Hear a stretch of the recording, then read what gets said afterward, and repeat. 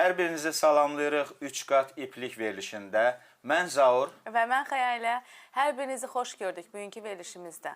Həmişə olduğu kimi mən yenə də bu ayələrlə açmaq istəyirəm verilişimizi. Əgər bir nəfər tək qalıb məğlub olarsa, 2 nəfər hücuma tab gətirə bilər. 3 qat ip tez qırılmaz. Biz əvvəlki verilişimizdə İncillik haqqında danışdıq və İncilinin bir çox səbəblərini izah elədik. Bunlar yalan idi, diqqət ayırmamaq idi, qəzəblə danışan sözlər, qürur və etibar etmədikdə insanlar inciyirlər və ər-arvad bir-birindən bu məsələlərə görə inciyir. Amma müvəqqəti olaraq bu dəqiqə biz bu məsələyə keçməmişdən qabaq istəyərdim əvvəlki verilişimizdə hansı məsələlərə biz toxunmuşduq və axırda biz gəldik çıxdıq elə bir yerə ki, haradakı inciyiliyin qarşısını alınmaqdan ötürü, yəni insan inciyibsə və yaxud insan artıq inciliyə qapanıbsa, bu vəziyyətdən necə çıxa bilərik? Bu haqda danışmaq lazımdır. Niyə? Çünki bir çox insanlar bunu bilmir. Və bir daha da təkrar etmək istəyərdim ki, iki insan əgər bir-birindən inciyiblərsə, mütləq onlar barışmalıdırlar. Çünki barışıq olmadan ailədə heç bir sakitlik olmayacaq. Barışıq olmadan biri-birinə qarşı şəfqətli bir vəziyyət olmasa, insanlar bir-birinə hörmət, bir-birinə sayğı və yaxud başqa bir o bütün hisslərin üzərindən xətt çəkmək olacaq ki, gələcəkdə ailə bərbad bir vəziyyətə düşə bilər. Və həqiqətən də mən istəyərdim elə bir yerlərə toxunum ki, müqəddəs kitabda və yenə də həmin yerləri istəyərdim oxuyum. Çünki müqəddəs kitab bizə bunu deyir ki, hər biriniz qardaşlarınızı ürəkdən bağışlamasanız, səmavi atam da sizə elə edər. Bu Matta İncili 18-ci fəsil 35-ci ayədə mən keçən verilişdə bu haqda dedim. Mütləq bağışlamaq lazımdır. Bağışlama olmadan inciliyin bərpası və iki insanın biri-biri ilə ünsiyyətinin bərpası, münasibətlərin bərpası olmayacaq. Və bağışlama əslində bu bir qərardır. İnsan mütləq qərar verməlidir. Qərar verməlidir ki, mən bağışlamaq istəyirəm. Və başa düşməlidir ki, onun bağışlamaq sözünə və o istəyinə Allah hə deyir. Əksinə, əgər o bağışlamaq istəmirsə və bağışlamaqdan qaçırsa, bu onun həyatına problem gətirəcək. Çünki bu günləri sən öz həyat yoldaşından problemin varsa və onu bağışlaya bilmirsənsə, sabahları iş yerində də kimisə bağışlaya bilməyəcəksən və yaxud dostluğu bağışlaya bilməyəcəksən. Bir çox insanlarla bu cür küslü vəziyyət insanı tənhalığa aparacaq və insan heç bir insanla yola gedə bilməyəcək. Və mütləq insan mən bağışlaya bilmirəm dedikdə, əslində bağışlamaq istəmirəm deyir. Çünki bu mümkün olan bir şeydir. İnsan bunu edə bilər, amma sözsüz ki, insan tək başına bunu edə bilməz. Mütləq Rəbbə müraciət eləməlidir ki, Rəbb, Allah ona güc versin. Güc versin ki, bu vəziyyətdən çıxsın. Axı, onun özünü də o narahat edir. İnsan küslü qalanda insan özü də narahat qalır. Həmişə fikirdə qalır, həmişə içində hansısa bir negativ fikirlərlə yaşayır, mühakimə ilə yaşayır və mən bir şey bilirəm, müqəddəs kitabda da belə yazılıb ki, dualara maneçilik törənilir. Əgər incili qalırsa insan, mütləq duada da belə o Rəblə birlikdə ola bilmir. Çünki Rəbb nə deyir? Əgər bir qardaşın sənə qarşı şikayətin varsa deyir, nə deyir et? Get onunla barış. Və sonra öz qurbanını gəl təqdim elə. Bu nə deməkdir? Burada söhbət fiziki olaraq hansısa ət qurbanından və yaxud quzudan, keçidən getmir. Söhbət burada duadan gedir. Yəni, incili olmaq və küslü qalmaq dualara da maneçilik törədir. Sabahları mən necə dua edərəm Rəbbə? Rəbb mənə deyəcək, gördüyün qardaşını və yaxud gördüyün həyat yoldaşını sevmirsənsə, görmədiyin Allahı necə sevə bilərsən axı? Və sabahları da biz ailələrimizlə birlikdə məbədə gedəndə, məbəddə otururuq, söhbət edirik və hamı da elə bil ki, özümüzü elə göstəririk ki, elə bil ki, hər şey yaxşıdır. Amma əslində isə elə deyil axı. Və siz təsəvvür eləyin ki, vaaz verən qardaş, onun həyat yoldaşı ilə sülhü yoxdur, amma cəmaata Allahın kəlamını, Allahın sözünü öyrədir. Axı bu necə ola bilər? Onun həyat yoldaşı oturub,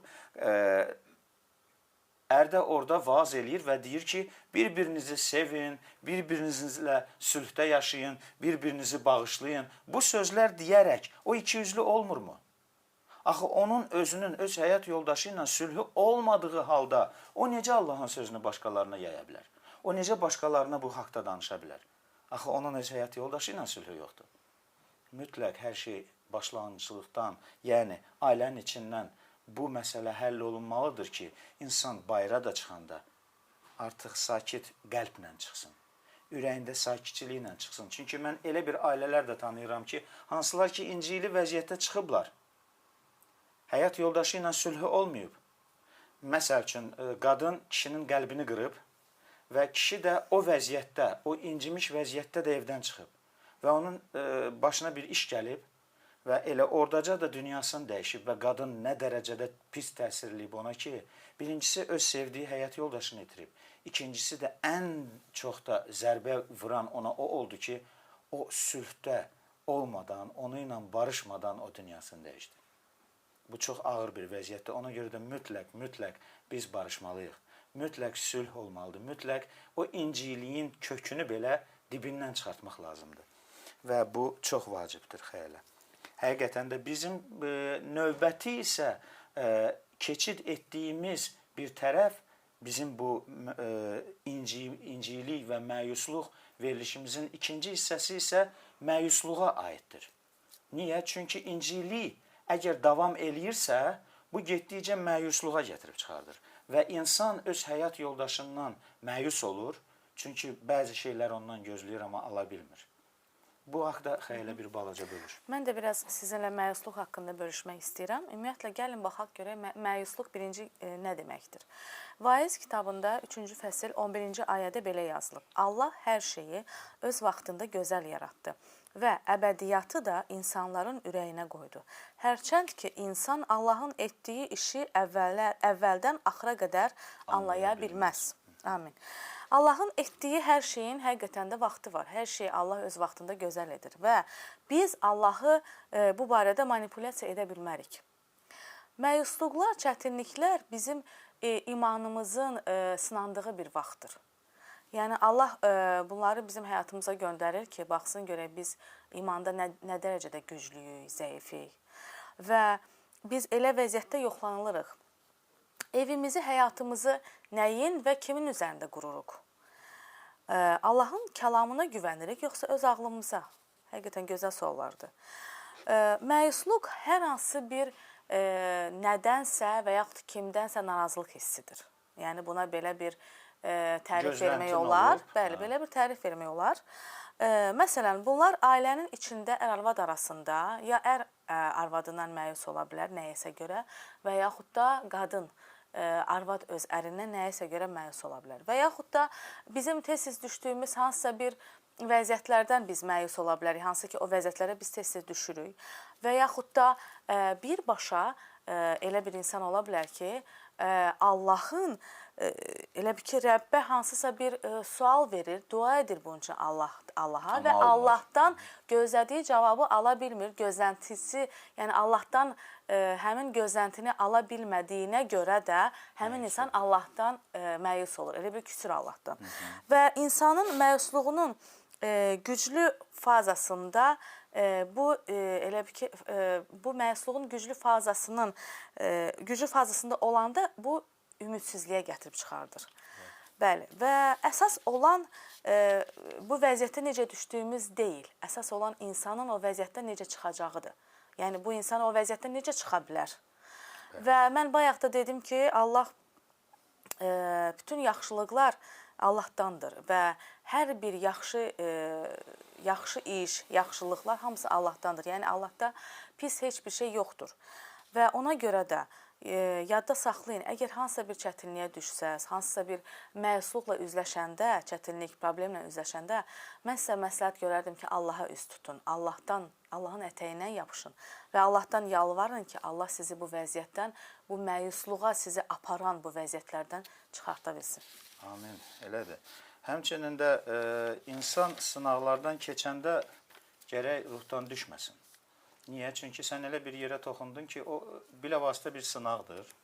Yəni, mən elə bir insan tanıyıram, bu hardasa bir neçə il bundan öncə, o da ailə münasibətləri haqqında bəzi dərslər aparırdı və mən onunla söhbət ərəfəsində o mənə belə gözəl bir söz dedi və mən də bir anlıq başladım düşünməyə, çünki həmin ərəfə üçün mən hələ ailə qurmamışdım. Amma o insanın dediyi sözlərdə həqiqət var idi və mənə belə bir söz dedi ki, iki insan ailə qurmamışdan öncə onlar elə düşünür ki, onun həyat yoldaşı onun düşündüyü kimidir. Məsəl üçün, tutaq ki, həyat yoldaşı haqqında düşünür ki, o heç açan mənim qəlbimi qırmayacaq. Və yaxud o heç açan mənə elə bir söz deməyəcək ki, mən ona görə utanım. Və yaxud cəmaatın içində məni alçaltmayacaq heç açan. Yəni, onun xəyal qurduğu, real yox, xəyal qurduğu bir insan formatını öz, belə deyək, düşüncələrində o canlandırır onu ki, mənim həyat yoldaşım o cürdür. Amma realda isə onun həyat yoldaşı o cür olmur və o cür deyil. Və o haqda düşündükcə o gözünə bir olmayan bir insanı canlandırır. Əslində elə bir insan yoxdur. Amma o düşünür ki, o cürdür. Və birdən-birə onun həyat yoldaşı tamam başqa bir hərəkətlər edəndə, tamam başqa bir sözlər danışanda, bəzən onu incidəndə, bəzən onun qəlbini qıranda o bir anlıq çökür. Niyə? Çünki özü də anlaya bilmir ki, bu başqa insandır ki. Bu insan həmin adam deyil ki. Mən bu insanla ailə qurmuşam bəyəm. Bəs mən necə olur bunu indiyənə kimi görməmişəm, bilməmişəm, anlamamışam və tanımamışam. Mənim ağlım olsaydı mən onu ilə evlənməzdim.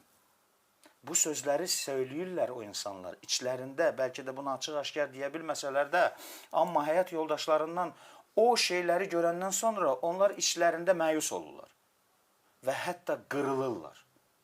Xəyal qırıqlığına məruz qalırlar ki, mən necə oldu indiyənə kimi bunu başa düşmədim. Hardaydı bu insan? Axı bu insan heç o adam deyil.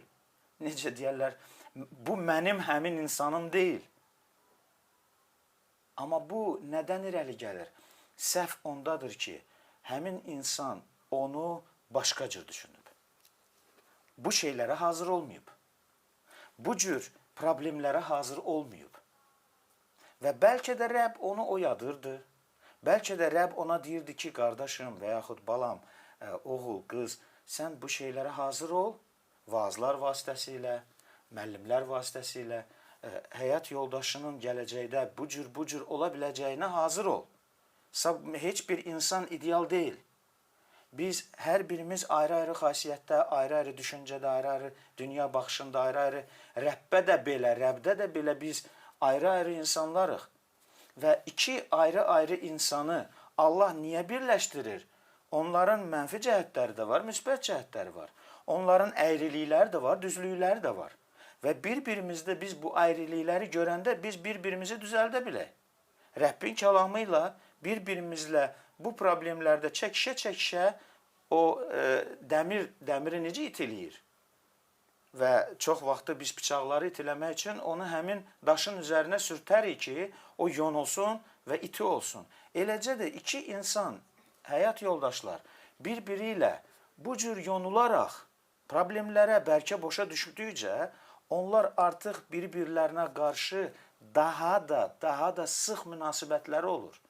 O iki dənə hansısa bir əşyaları və yaxud detalları bir-birinə birləşdirməkdən ötürü həm bu detalda yonulur, həm bu detalda yonulur ki, onlar gələcəkdə elə sıx otursunlar ki, onların arasından bir hava da belə keçməsin. Bu Allahın istəyidir. Bu Allahın birbaşa planıdır ki, ailənin içində bu olsun. Amma bunu istəməyən insandır. Və istəmədiyi üçün, qarşı durduğu üçün, öz mənliyinə, öz düşüncəsinə, öz ağlına güvəndiyi üçün və özünün öz həyatında baxışı olduğu üçün Allahın baxışını qəbul edə bilmir. Allahın onun həyatı üçün, onun ailəsi üçün hazırladığını qəbul edə bilmir. Qəbul edə bilmədiyi üçün əks reaksiya baş verir. İnsan məyus olur. İnsan dala çəkilir. İnsan qorxur, həyəcanlanır. Daxilinə elə bir inamsızlıq buraxır ki, yox, mən bu insanla da yaşaya bilməyəcəm. Mənim üçün bəsdir, qutardı, mən artıq bu insanla yaşaya bilmərəm. Mənim üçün bitdi. Amma bu əllərin düşməyidir. Bu məyusluqdur. İnsan məyus olur, insan qırılır, insan istəmir də mübarizə aparsın. Ərəb isə nə deyir? Dayanma. Və müqəddəs kitabda yazılıb ki, yalnız bu Romalılara məktubdadır, 5-ci fəsil 3-cü, 4-cü ayədə. Yalnız bununla deyil, çəkdiyimiz əziyyətlərlə də fəxr edirik. Çünki bilirik ki, əziyyətdən dözüm, dözümdən Allaha xoş gəlmə, Allaha xoş gəlmədən ümid yaranır. Amma məyus olan insanda ümid yoxdur. Məyus olmuş, qırılmış insanda ümid yoxdur. Gör Rəbb nə deyir? Biz müxtəlif çətinliklərə, əziyyətlərə düşdüyümüz andır. Budur da, yəni iki insanın arasında çəkişmə baş verir. İki insanın arasında çaxnaşma olur. İstəmədiyi şeyi, ondan gözləmədiyi şeyi sən görürsən və bu sənə problem yaradır. Bu səndə fikir ayrılığı yaradır ki, bu necə ola bilər? Və həmin ərəfələrdə də, çəkdiyimiz əziyyətlərdə də biz mütləq Rəbdən dözüm istəməliyik. Əgər biz Rəbdən o dözümü istəyəriksə və dözüm də sözsüz ki, keyfli həyatdan dözüm gəlmir ki. Gözəl həyatdan heç açan dözüm gəlmir ki, dözüm ha vaxt gəlir insanın həyatına. Nə vaxt ki, insan həyatında problemlər var. Allah da izin verir bu problemlərə. Allah izin verir ki, sən əks tərəfin mənfi cəhətini görəsən. Ki, o da düzəlsin, sən də düzələsən. İndi siz təsəvvür edin, elə vəziyyətdə olur bəzən ki, ər öz arvadından qırılır, məyus olur. Amma xəbəri yoxdur ki, arvadı ondan da qabaq onun hərəkətlərindən qırılıb, məyus olub. Və iki insan bir-birinə nə şans vermir, bir-birinə nə ümid vermir, bir-biri üçün də heç dua da etmək istəmir ki, bu vəziyyəti düzəltsinlər, ayılsınlar, möhkəm olsunlar, dözümlü olsunlar və həmçinin də əgər bunlar baş verərsə, Rəbb deyir, Allaha xoş gəlmə yaranır. Yəni, sənin etdiyin hərəkət, sənin can atmağın, sənin ailəni düzəltməyin, səni bunu bərpa etməyin, bu istək içərdən gəlir. Bu istək içərdən gəldikcə də bu sənə ümid verir və həmçinin də Allahın da xoşuna gəlir ki, sən əlləri salmadın aşağı. Sən o dəqiqə geri çəkilmədin. Sən əksinə ailən üçün can atırsan. Allah insanın fikrinə, düşüncəsinə, onun ürəyinə baxır. Baxır, görür ki, sən bu vəziyyətdə neyniyəcəksən? Məyus olub, yıxılıb çıxıb gedəcəksən, yoxsa çalışacaqsan, can atasan ki, ailəvi bərpa eləyəsən, ailənlə daha çox vaxt keçirdəsən, o insanın mənfi cəhətinə baxmayaraq onda olan müsbət cəhətlərini görüb və onlara görə o insanı dəyərləndirəsən və bu şeylərlə onu sevəsən və ondan onu gözləyəsən. Çox vaxtı məyusluq gözləntilərdən əmələ gəlir. Gözləməyək. Biz nəyisə gözləyiriksə, o olmayanda qırılırıq. Biz niyə gözləyək? Əksinə, biz Rəbdən gözləyək. Biz xoş, gözəl həyatı Rəbdən gözləyək. Amma özümüz isə çalışaq ki, əks tərəf üçün yaşayaq. O zaman Rəbbin özü də belə bizə bunu öyrədir ki, biz qurban verməyi öyrənməliyik. Biz bir-birimiz üçün yaşamağı öyrənməliyik. Biz məhəbbət, xeyirxahlıq, bir çox şeyləri bölüşməyi öyrənməliyik. Bir dəfə bir insan bizim məbədimizdə belə bir söz demişdi ki, mən o məbədə gəlmək istəmirəm. Soruşdular ki, ay bacım, sən niyə görə o məbədə gəlmək istəmirsən? Deyim, mən orada məhəbbət görmədim. Ona dedilər ki, bacı, sən ondan kimdənsə məhəbbət görmədinsə, o demək deyil ki, orada məhəbbət yoxdur. O məhəbbəti sən göstər. O məhəbbəti o insanlara sən göstər. Görürsən ki, o insandan sən gözlədiyin şeyi almadın, sən məhəbbət göstər. Sən xeyirxahlıq et. Sən başda bunları əkməyə gör. Mən elə bir ailədə elə bir insan görməmişəm ki, hansı ki məhəbbət əksin, ona qarşı haqsızlıq biçsin. Mən elə bir yer görməmişəm ki, sən insanlara hörmət əkəsən və hörmətsizliyi biçəsən. Sən başda əkməyə. Onda 100% görəcəksən ki, sən məyus olmayacaqsan. Çünki Allahda kimlər nəyi əkirsə, istehza edilməz, Allaha istehza edilməz. Zira insan nəyi əkirsə, onu da biçəcək. Mütləq biçəcək. Sən xeyirxahlıq ək, sən məhəbbət ək. Sən gözləmə insanlardan nəyisə, sən özün et. Biz özümüz etsək, onda məyus olmarıq. Həqiqətən də elədir. Və mən nə demək istəyərdim? Mən biraz bu haqda danışım. Allahın həyatımızda icazə verdiyi bəzi sınaqlar və çətinliklər var. Yəni mən bayaq da dedim ki, Allah buna izin verir ki, insan həyatında bu çətinliklər və sınaqlar olsun. Və bunların müəyyən bir məqsədi və mənası var. Yəni bunda qəlbə bir heç nə yoxdur. Yəni nə demək istəyirəm? İnsan bataqlığa düşəndə biz bilirik ki, bataqlıq elə bir yerdir ki, ora insan düşəndə oradan çıxa bilmir.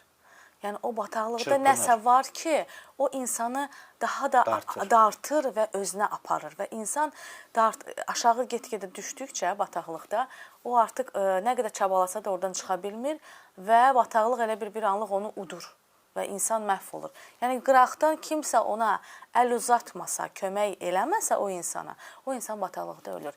Yəni bu fiziki bataqlıqdır. Mən mənəvi bataqlıqdan da demək istəyirəm ki, mənəvi bataqlıq yəni insan çətinliyə düşməyidir, problem içinə düşməyidir, məyusluğa batmağıdır, qapanmağıdır. Yəni bu bataqlıq o mənadadır. Və əgər o insanda təməl yoxdursa, o bataqlıqdan çıxmaq üçün bir ayaq yeri qoymağa, bir təməli ayaq yeri qoymağa bir yeri yoxdursa, hazırlıqlı deyilsə. Bəli, hazırlığı deyilsə, onda o insan, mən məsləhət görərdim ki, Allahla, Rəbbimizlə şəxsi ünsiyyəti olsa daha gözəl olar ki, o Rəbbimizdən o gücü, o mübarizə aparmağı, gücü alsın, mübarizə apara bilsin və dayanmağa səbəb və stimul varsa əgər həmin insanda, onda dayanacaqsan. Və ailən üçün mübarizə aparacaqsan. Və çünki imanımız çox vaxtı yoxlananda Rəbdə, sınananda, ola bilsin ki, biz düşünürük ki, güclü imanlıyıq. Amma həmin vəziyyətdə Rəbb bizim necə imanlı olduğumuzu bizim özümüzə göstərir. Sən güclü imanlısan, sən özünə güvənirsən, yoxsa zəifsən, oyaq deyilsən, düşmüsən. Yəni, belə vəziyyətlərdə insanın nə vəziyyətdə olduğu görsənilir. Rəbb bunu göstərir insana. Əslində, bunu edən iblisdir. Və o bizə xəyallar, illüziyalar yaradır, göstərir gözümüzdə. Və Rəbb isə reallığa baxır və reallıqda bizə deyir ki, siz illüziyaya inanmayın, illüziyaya qapılmayın. Yəni, özünüz haqqında xəyallara qapılmayın. Rəbb istəmir biz belə insan olaq. Və ona görə də biz gələk mübarizə aparaq, məyusluğa əgər düşmüş isə və yaxud da ailəmizdə ər və yaxud da arvad hansı birimizsə məyusluğa düşmüşüksə, qapanmışıqsa və o çətinliyin, problemin içindən çıxa bilmiriksə, biz Rəbbə güvənməliyik, ən birinci, ona etibar etməliyik, onu çağırmalıyıq, ona dua etməliyik və duada hər şeyi Rəbbin önünə gətirib, Rəbbə verməliyik hər şey ki, o bizi, çünki ancaq o qadirdir bizi o vəziyyətdən çıxartmağa ki, o bizi o vəziyyətdən, o məyusluqdan, o çətinlikdən çıxartsın. Və biz onun üçün ona, Rəbbimizə iman etməliyik, güvənməliyik, hansı ki, Rəbb bizdən ancaq bunları istəyir. Və inanmalıyıq ki, Rəbb bizi o vəziyyətdən çıxardacaq və bizim fəryadımızı eşidəcək. Amin. Həqiqətən də elədir və məyusluq bilavasitə hardasa ümidsizlikdir də, insanın ümidi itir. Ümid əslində elə bir şeydir ki, bizim müqəddəs kitab da bunu söyləyir ki, Rəbbə ümid edənlər utandırılmayacaqlar. Və o insanlar utandırılmayacaqlar əgər Rəbbə ümid eləsələr. İsa Məsihə ümid eləsələr. Niyə? Çünki Rəbbin özü belə deyir ki, ana belə balasını atsa, mən səni heç açan atmaram da. Yəni, bu nə deməkdir? Bu o deməkdir ki, əgər bir insanın ümidi yoxdursa, burada problem var. Niyə? Çünki ya o insan Allahdan uzaqlaşıb ki, bilirsən, hər bir problemə düşəndə insan, hər bir bu cür sıxıntıya və kədərə qərq olanda, özünə qapananda, Rəbbin özünə bu ağrı verir. Niyə? Ona görə ki, o həmişə elə bir vəziyyətdə dayanıb qıraqdan baxır və o cür insanlara o daha yaxındır. Məsəl üçün, məyusluğa qapanmış insanın o yanındadır. Həmişəkindən fərqli olaraq daha yaxındır. Amma Rəbb gözləyir. Gözləyir ki, həmən insan ona müraciət eləsin. Amma insan ona müraciət eləməyəndə Rəbbi ağrıdır bu. Niyə? Axı, həmişə özü deyir ki, mən sənin yanında olacam, sənin əlindən tutacam, mən səni aparacam, mən səni əllərim üstündə aparacam deyir. Və hətta ailənin içində də belə. Bəzən olur, ər və yaxud arvad həmin vaxtı sənin yanında olmur. Olur bunlar. Ya elə bir ailələrdə harda ki, artıq həyat yoldaşı dünyasını dəyişib. Və yaxud elə bir ailələrdə ki, həyat yoldaşı həmin ərəfələrdə, xidmətlərdədir, uzaqdadır və həmin vaxtı onun Rəbbə ehtiyacı var. Amma bilirsən, istəyərdim ki, biz belə vəziyyətdə olsaq da belə Rəbbə müraciət edək. Rəbbə tərəf dönək və müqəddəs kitabda o ailələr üçün bu ayəni istəyirəm oxuyum. Kimin ki, həyat yoldaşı onun yanındadır. Və Rəbb bizə görün nə deyir? Süleymanın məsəllərində 27-17-də deyir ki, dəmiri itilər, insan insanın ağlını iti edər. Yəni, o deməkdir ki, biz bir-birimizə dəstək olmalıyıq. Bir-birimizi təşviq etməliyik, bir-birimizi ruhlandırmalıyıq və əgər kimsə nəyisə düz eləmirsə, sözsüz ki, bunu bir-birimizə söyləməliyik ki, o insan düzəlsin, o insan ayağa qalsın və məyus olmasın. Yıxılmasın, o istiqamətdə belə getməsin. Və ən vacib də olan budur ki, bunu həm də bizi izləyən tamaşaçılarımıza da söyləmək istəyərdim ki, həqiqətən də bizim həyatımızda bizə güc verən, bizə dayaq olan, bizim əlimizdən tutan və həmişə bizə yaxın olmaq üçün Rəbbimiz İsa Məsihin bizə vəd elədiyi müqəddəs ruhu var. O müqəddəs ruha müraciət edin. Çünki yazılıb, Yəhya İncilində yazılıb ki, o təsəlli verici ruh gələndə, fikir verin görün nə yazılıb, təsəlli verici ruh. Yəni, o elə ruhdur ki, o elə bir şəxsiyyətdir ki, o bizə təsəlli verir. O bizim əlimizdən tutub qaldırır və həmişə bizim yanımızda olmaq istəyir. Hər bir vəziyyətdə ona müraciət edə bilərsiniz ki, o sizi ayağa qaldırsın. Bu məyusluqdan qurtarsın.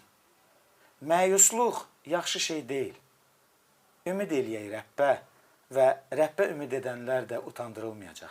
Bu artıq bizim verilişimizin sonudur. Rəbb sizi qorusun məyusluqdan. Məyusluğa qapalmayın, əksinə Rəbbə güvənin və onun sözlərini öz həyatınıza buraxın, görün, xeyir tapacaqsınızsa, yoxsa yox. Rəbb sizinlə olsun, sağ olun, sağlıqla qalın. Sağ olun, Rəbb sizlərin hər birinizi qorusun və xeyir dua versin. Amin.